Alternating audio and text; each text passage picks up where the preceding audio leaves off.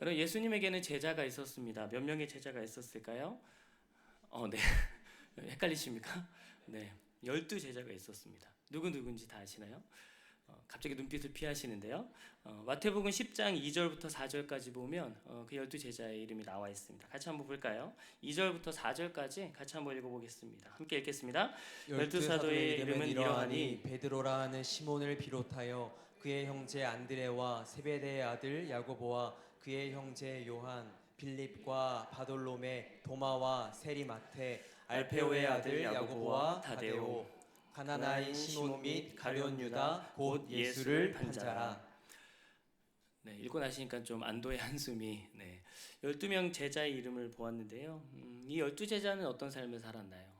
예수님과 함께하는 삶을 살았죠. 예수님과 함께 동행하는 삶을 살아가면서 예수님 가장 가까운 곳에서 예수님 말씀 듣고 예수님과 그렇게 함께 걸어가는 인생을 살았습니다.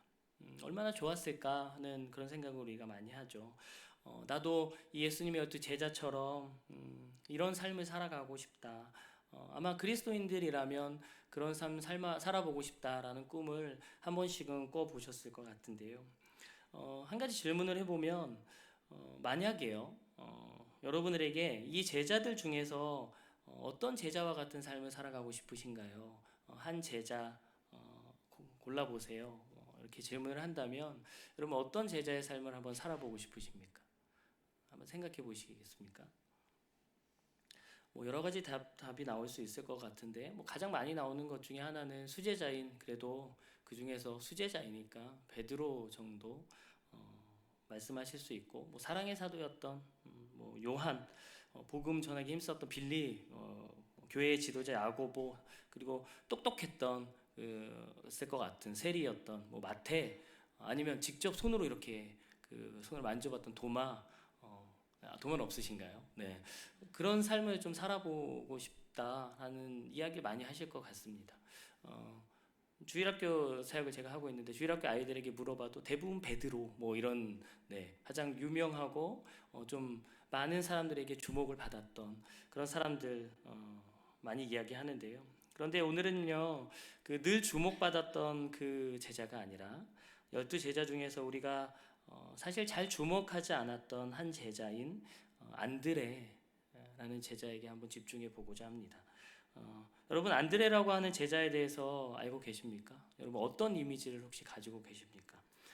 성경에 그다지 많이 기록되어 있지 않아서 안드레에 대한 특별한 이미지가 사실 없는 분들도 꽤 많이 있으실 것 같습니다. 그런데 성경에 나타난 안드레의 모습 하나하나 한번 찾아서 살펴보면 정말 이 안드레가 예수님의 제자다운 참 귀한 삶을 살았구나 하는 것을 우리는 알 수 있게 되는 것 같습니다. 안드레의 모습을 오늘 본문이 속한 요한복음에서는요, 3번 등장하면서 기록하고 있는데 그 3번의 모습을 우리가 함께 오늘 이 시간에 살펴보고자 합니다. 먼저는 오늘 본문에 나타난 안드레의 모습인데요. 본문 40절 말씀을 다시 한번 보겠습니다. 40절입니다. 요한의 말을 듣고 예수를 따르는 두 사람 중에 하나는 시몬 베드로의 형제 안드레라라고 오늘 안드레를 지금 소개하고 있습니다. 지금 안드레를 뭐라고 소개했습니까? 예수를 따르는 사람 중에 하나였다라고 굉장히 간단하게 안드레를 소개하고 있습니다. 그렇습니다. 본문이 이야기하는 것과 같이 안드레는 예수님을 따르는 사람이었습니다. 뭐 예수님의 제자였으니까 당연한 것이라고 말할 수 있겠죠. 그러면 그가 어떻게 예수님을 따르게 되었는지를 알고 싶은데요. 우리가 읽었던 본문 앞부분인 35절부터 37절에 그 이야기가 나타납니다. 35절부터 37절을 같이 한번 읽어볼까요? 읽겠습니다. 또 이튿날 요한이 자기 제자 중 두 사람과 함께 섰다가 예수께서 거니심을 보고 말하되 보라 하나님의 어린 양이로다. 두 제자가 그의 말을 듣고 예수를 따르거늘. 지금 우리가 읽은 것과 같이 세례 요한은 지금 2명의 제자와 함께 있었습니다. 본문에 등장하는 이 두 제자는 요한복음의 저자인 요한과 40절에 기록된 대로 지금 누구죠? 안드레, 이렇게 2명이었습니다. 안드레는 지금 말씀드린 것처럼 세례 요한의 제자였습니다. 세례 요한이 하던 일은 무엇입니까? 메시아의 길을 예비하는 그 일을 하는 사람이었죠. 세례 요한은 메시아가 곧 오실 것을 믿고 그의 길을 준비하고 그의 길을 선포하는 그런 삶을 살아가는 사람이었습니다. 그렇다면 이 세례 요한의 제자였던 이 안드레도 아마 같았을 것입니다. 세례 요한과 같은 마음을 가지고 오실 그 예수 그리스도를 사모하고 또 그 예수 그리스도를 기다리면서 그 예수님의 길을 예비하는 그런 삶을 살아갔을 거라고 우리들이 그의 삶을 유추할 수 있습니다. 그러던 어느 날 이 안드레는요, 드디어 그렇게 기다렸던, 그렇게 소망했던 그 예수님을 만나게 됩니다. 본문의 표현대로 예수님의 건의심을 보고 그 예수님을 따르게 되었다라고 본문이 지금 기록하고 있는데요. 여기에서 이 보았다라고 사용된 이 단어는요, 그냥 단순하게 한번 훑어보는 그런 정도, 그냥 한번 보고 마는 그런 정도로 이야기하는 것은 아닙니다. 보았다라는 이 표현은 주목했다는 것입니다. 더 쉬운 표현으로 해보면 눈여겨 본 것을 가리치는 그런 표현입니다. 다시 말해서요, 단순히 그냥 이렇게 보는 것으로 끝난 게 아니라 보기 위해서 힘썼다는 것입니다. 그냥 지나가다가 어쩌다가 그 우연히 그 예수 그리스도의 지나가심을 보고 그렇게 그 예수 그리스도가 자기의 눈에 들어온 것이 아니라요, 주의 깊게 관심을 가지면서 그렇게 계속 보고 있었다는 것입니다. 그가 언제나 예수님을 사모하는 마음을 가지고 예수님을 소망하면서 예수님 보기를 힘쓰면서 그렇게 살았음을 이 단어적 표현을 통해서 우리가 알 수 있습니다. 그의 삶의 관심이 그랬다는 겁니다. 그의 삶의 관심이 오로지 모두 다 예수님께 쏠려 있었음을 지금 이야기하고 있습니다. 안드레는요, 그의 삶 속에서 그렇게 예수님에 대한 그 만남에 대한 소망을 가지고 기다리고 있었습니다. 그리고 그 기다림은 오늘 본문에 나타나는 것과 같이 이제 예수님과의 그 만남으로 아름답게 열매 맺게 되었습니다. 그렇게 예수님을 만나게 된 안드레인데요. 그러면 그렇게 예수님을 만나게 된 안드레가 가장 먼저 한 행동은 무엇이었을까요? 예수님을 인격적으로 만난 안드레는요, 즉시 무엇을 했냐면요, 그 예수님을 전했습니다. 그렇게 소망하고 그렇게 바랬던 예수님을 만난 이 안드레가요, 예수님을 만나자 그 즉시 예수님을 전하는 삶을 살게 되었음을 오늘 본문은 우리에게 보여주고 있습니다. 41절인데요. 그가 먼저 자기의 형제 시몬을 찾아 말하되 우리가 메시아를 만났다 하고, 메시아는 번역하면 그리스도라. 지금 그가 가장 먼저 뭐 했습니까? 가장 먼저 자기의 형제 시몬을 찾아갑니다.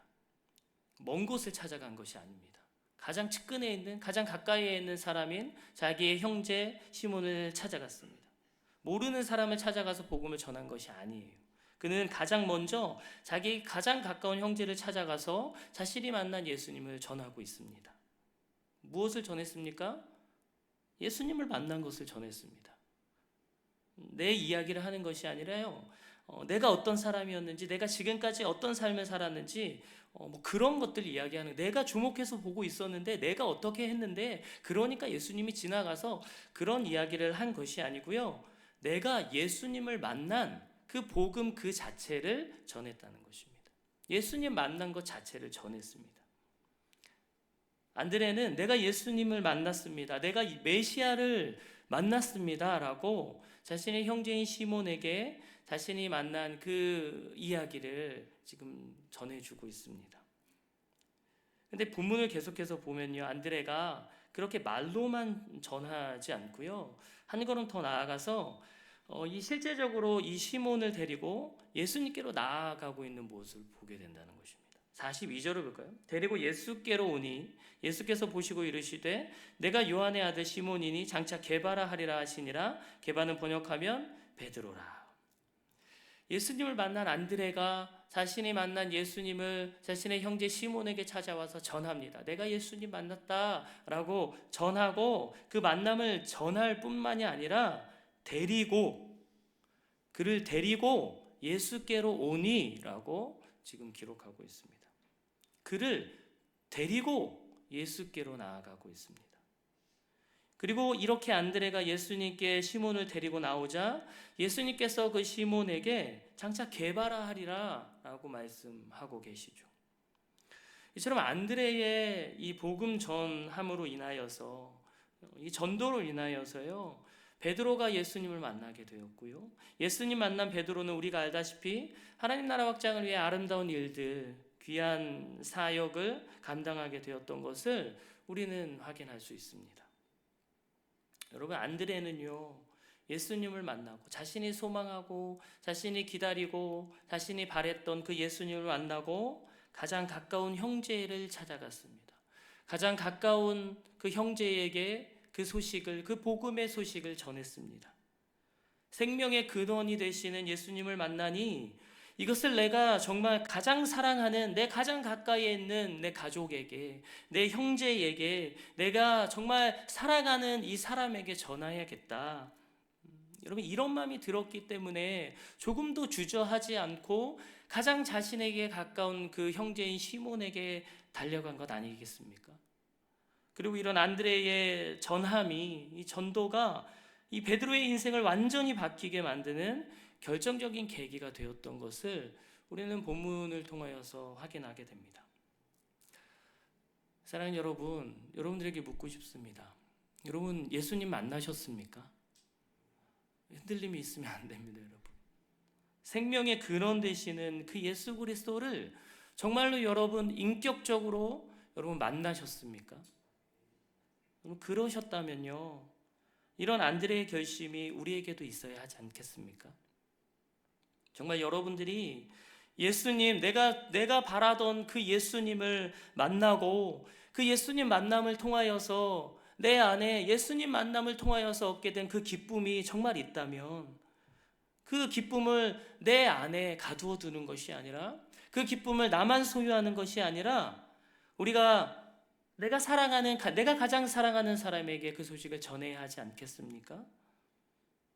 우리에게 가장 가까이 있는 그 가족에게 이 복음의 기쁜 소식을 알려야 하지 않겠습니까? 여러분, 너무 어렵게 생각하지 마시고, 너무 거창하게 생각하지 마시고, 복음 전하는 거, 전도하는 거 너무 어렵지, 시간 정해서 어떤 전도팀을 꾸려서 나가야지, 이번에 우리 선교팀 나간 것처럼 뭐 열심히 준비하고 해서 그렇게 복음을 전하는 거지, 너무 좋은 전도의 방법이죠. 그러나 그것보다 우리가 우리의 삶의 자리에서 가장 가까이 있는 사람에게 다가가서 내가 만난 예수 그리스도를 소개하실 수 있기를 주님의 이름으로 축복합니다. 여러분, 우리가 하나님의 은혜를 구하면서요, 그렇게 내 가장 가까이 있는 가족에게, 내 형제에게, 내 측근에 있는 그 사람들에게 예수 그리스도를 전할 때, 그 복음의 그 소식을 알릴 때, 내가 만난 예수님을 소개할 때, 하나님의 때가 되면 하나님께서는 분명 그들을 다시금 품으실 것이고 하나님 품으로 다시금 불러주실 것이고, 우리의 전함으로 인하여 그 복음의 씨앗이 그들의 심령 가운데 심겨질 것이라고 저는 확신합니다. 여러분, 이런 확신을 가지고 내가 만난 예수 그리스도를 여러분 가장 가까운 가족에게, 형제에게 전하시는 그 전달자의 역할을 잘 감당하시는 여러분들의 삶이 되시기를 주님의 이름으로 축복합니다. 요한복음에 안드레가 등장하는 두 번째 부분은요, 우리가 가장 잘 아는 장면입니다. 안드레 하면 딱 떠오르는 장면 있지 않습니까? 안드레요? 감사합니다. 굉장히 고민했는데 감사하고요. 네. 오병이어 장면인데요. 요한복음 6장에 있는 말씀입니다. 한번 볼까요? 요한복음 6장 8절부터 9절 말씀 같이 한번 읽어보도록 하겠습니다. 함께 읽겠습니다. 제자 중 하나 곧 시몬 베드로의 형제 안드레가 예수께 여짜오되 여기 한 아이가 있어 보리떡 5개와 물고기 2마리를 가지고 있나이다. 그러나 이것이 이 많은 사람에게 얼마나 되겠사옵나이까. 예수님께서 말씀을 전하십니다. 우리에게 말씀을 전할 때 그 말씀 들으려고 수많은 사람들이 모였습니다. 이 많은 사람들이 시간 가는 줄 모르고 예수님 말씀 들었습니다. 시간이 지나고 그들이 배가 고프게 되었죠. 그러니까 예수님이 물어보십니다. 6장 5절을 보면 빌립에게 이렇게 묻고 계십니다. 예수께서 눈을 들어 큰 무리가 자기에게로 오는 것을 보시고 빌립에게 이르시되 우리가 어디서 떡을 사서 이 사람들을 먹이겠느냐 하시니, 그러자 빌립이 7절에 가면 이렇게 대답합니다. 빌립이 대답하되 각 사람으로 조금씩 받게 할지라도 200데나리온의 떡이 부족하리이다. 예수님, 이 많은 사람 다 먹이려면 200데나리온이 필요합니다. 어쩌면 이 빌립 이런 대답이 지극히 현실적이고 지극히 정확한 대답이라고 할 수 있습니다. 그러나 이 대답은 어떤 것과 같았습니까? 예수님, 불가능합니다.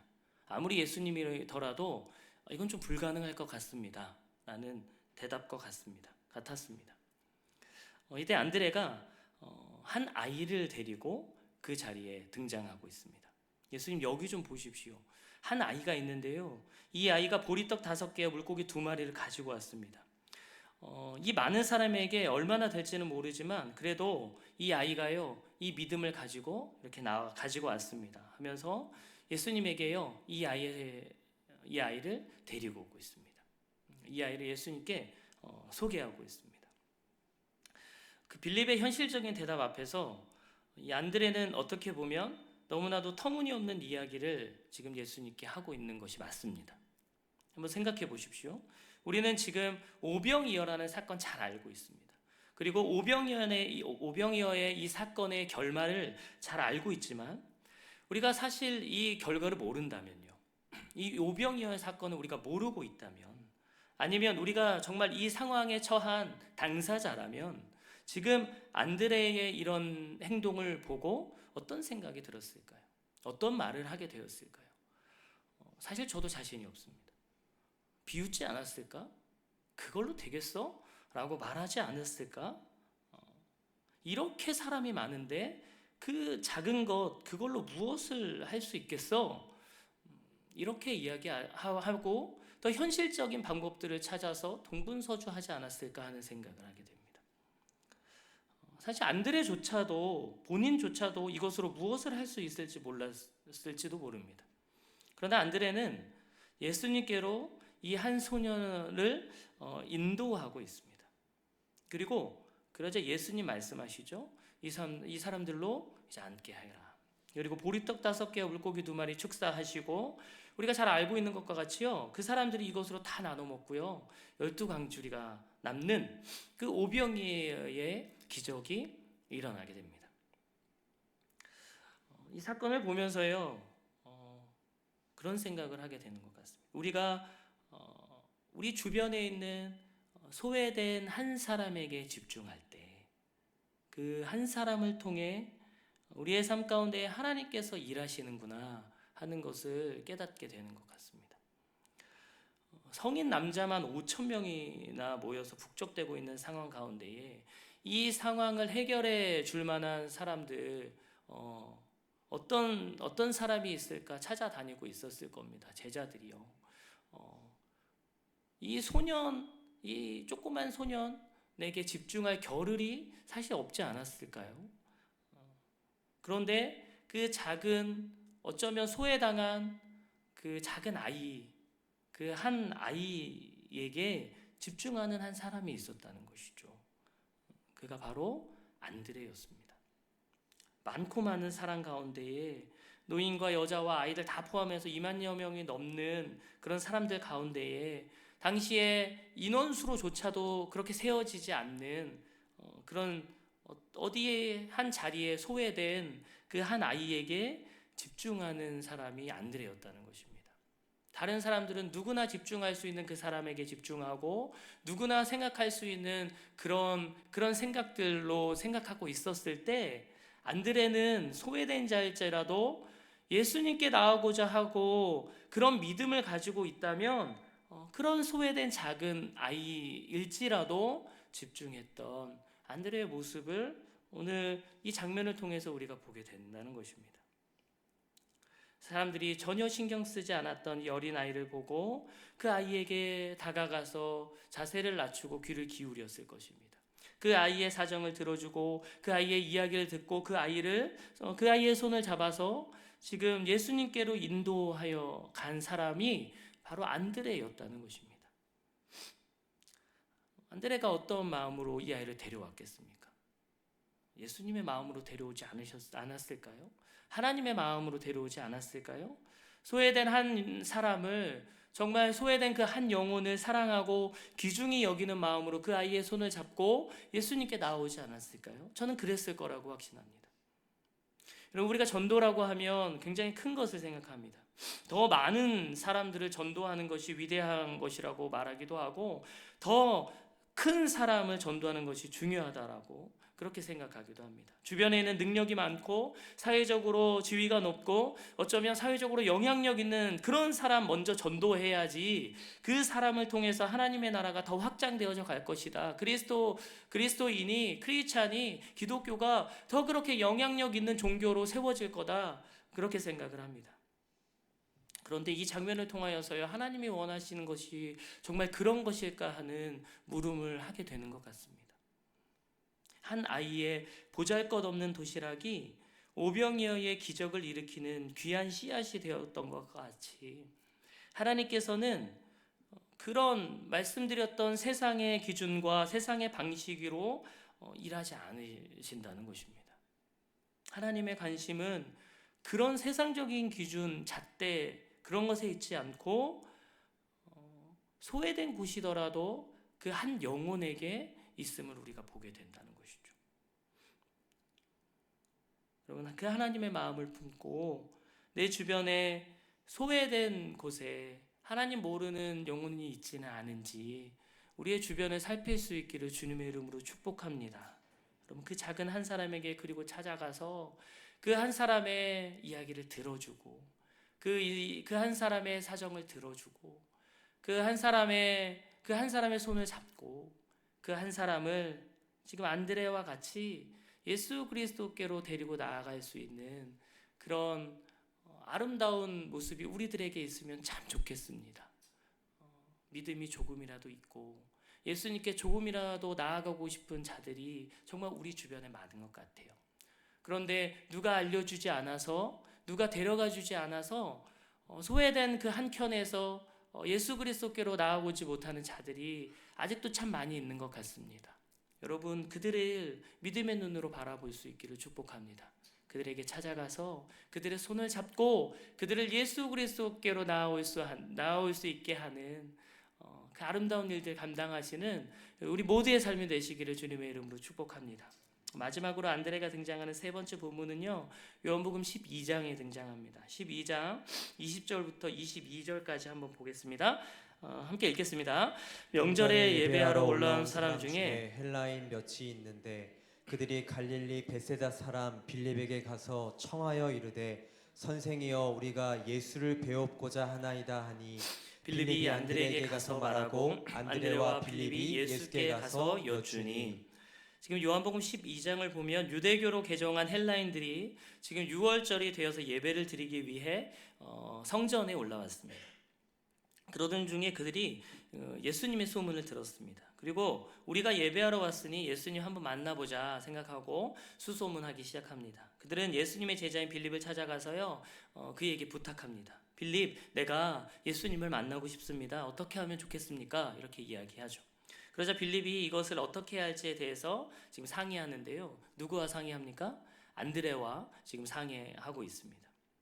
왜 상의했을까요? 그 당시 유대인들은 이방인들, 이 헬라인들을 차별했습니다. 그들과 함께 그래서 이렇게 관계하지도 않고요. 그들과 식사하지도 않고 그들과 말을 섞거나 하는 것은 사실 상상할 수도 없는 일이었습니다. 어쩌면 그들을 짐승처럼 생각하는 그런 사람들이었습니다. 그러니까 상의하는 거죠. 어떻게 해야 할까? 그런데 지금 안드레는 어떻게 하고 있습니까? 이방인에 대한 그런 편견 없이 그들을 그저 예수님께로 인도하고 있음을 우리는 본문을 통해서 확인하게 됩니다. 그 결과 그들도 예수님을 만날 수 있게 되었고, 요한복음 12장에 기록된 대로 예수님의 그 가르침을 그들도 듣게 되었고요, 그들도 예수님을 믿게 되었던 것을 우리는 확인하게 됩니다. 우리가 전도할 때 우리가 사람을 구별할 때가 있는 것 같아요. 얘는 A그룹, 얘는 B그룹, 내가 마음에 드는 사람, 나와 친한 사람, 1순위, 얘들이 다 완료되면 2순위, 이렇게 좀 하는 경향들이 저도 있습니다. 나와 불편한 사람, 내가 미워하는 사람, 아니면 날 싫어하고 날 미워하는 사람은 전도 대상자에서 배제됩니다. 때로는 저 사람은 차라리 예수 안 믿고 그냥 지옥에 가버렸으면 좋겠어 하는 그런 정말 무시무시한 말을 내뱉기도 합니다. 누가 저 사람한테 예수님 알려주면 안 되는데 뭐 이런 너무 무서운 얘기 하잖아요. 웃으시는 거 보니까 찔리시는 것 같습니다. 우리가 전도의 대상자를요, 우리의 기준으로, 우리의 생각으로 정합니다. 아까 말씀드린 대로 예수님의 마음으로, 하나님의 마음으로 내가 복음을 전해야 할 자에게 찾아가는 것이 아니라 정말 내가 날 필요로 하고 나에게 복음을 들어야 할 사람에게 내가 찾아가는 것이 아니라 내가 전도 대상자를 선별합니다. 우리의 기준으로 그렇게 전도의 대상자를 선정하고 그 전도의 대상자에게 내가 만난 예수님을 소개합니다. 그것도 물론 참 좋은 전도입니다. 그들에게도 복음이 들려져야 하죠. 그런데 여러분, 하나님이 기뻐하실까요? 저는 하나님이 그걸 완전하게 기뻐하시진 않을 거라고 생각합니다. 우리의 기준으로 전도의 대상자를 선정하지 않고, 구별하지 않고, 차별하지 않고, 우리의 판단으로 복음을 전할 자를 제한하지 않고, 복음이 정말 필요한 모든 자들에게 예수 그리스도를 소개할 수 있기를 축복합니다. 여러분, 예수님이 그러셨잖아요. 예수님이 선별하여서 그래도 이 정도 되는 그룹, 그런 자들에게만 내가 복음 알려줄게 라고 하셨다면 우리는 복음 알지 못한 것 아닙니까? 이방인인 우리들이 어떻게 복음 들을 수 있었겠습니까? 여러분, 구별 없이, 차별 없이 정말 복음을 들어야 하는 이들에게 우리를 통해서 복음의 소식들이 들려줄 수 있기를 같이 소망하고 같이 기대하면서 그들에게 복음을 전했으면 참 좋겠습니다. 안드레는요, 이후에 소아시아 에베소를 중심으로 선교하다가 러시아 남부 스키티아라는 곳까지 가서 복음을 전했다고 합니다. 그리고 다시 그리스의 아가야에 머물면서 선교하다가 당시 아가야 지방 행정관의 모략에 의해서 X자 십자가에 순교하게 됩니다.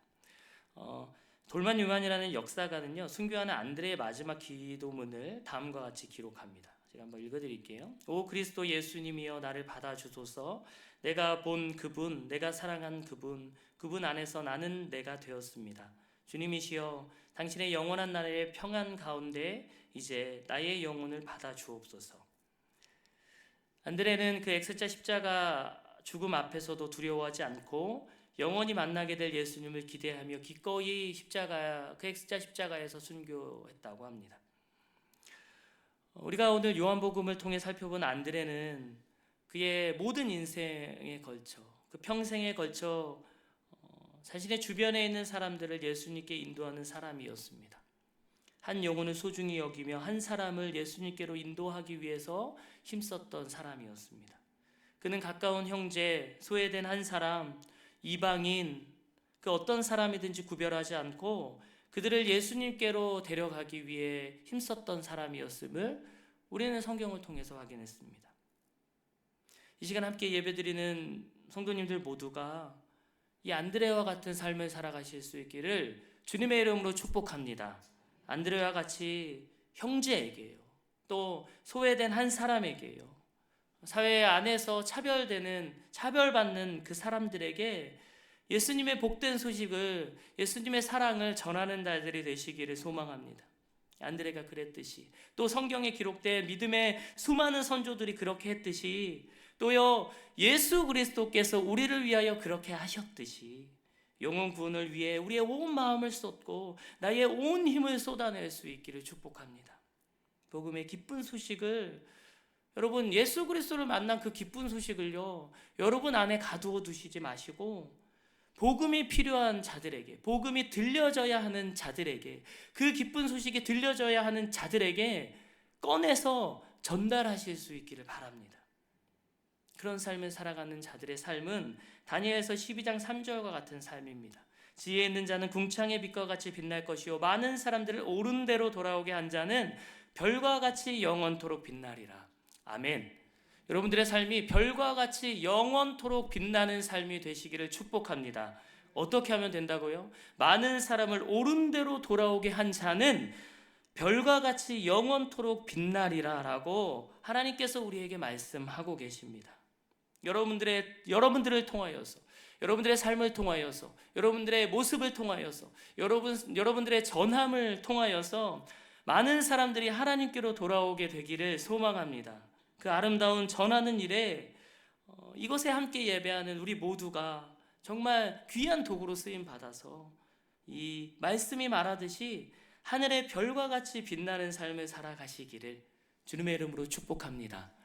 함께 찬양하면 좋겠습니다. 하나님의 부르심이라는 찬양인데요. 여러분, 하나님께서는요 우리를 그러한 역할을 감당하게 하기 위해서 여러분 각자가 계신 그 자리에 부르셨습니다. 그 부르신 자리에서 그럼 우리는 무엇을 해야 할까요? 그 부르심에 순종함으로 예수 그리스도의 그 복음을 전해야 하는 것 아닐까요? 그것이 제자된 우리의 사명이 아닐까요? 그러한 결심을 가지고요 우리가 함께 찬양하면 좋겠습니다.